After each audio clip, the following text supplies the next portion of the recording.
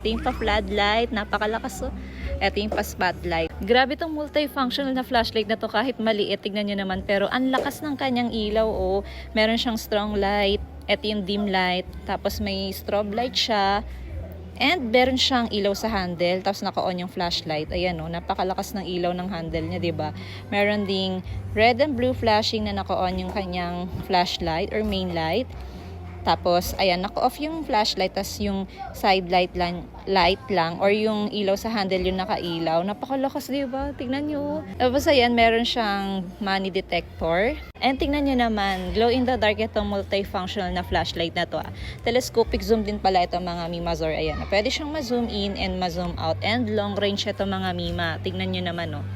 Ayan, ang layo ng nararating ng kanyang ilaw, diba?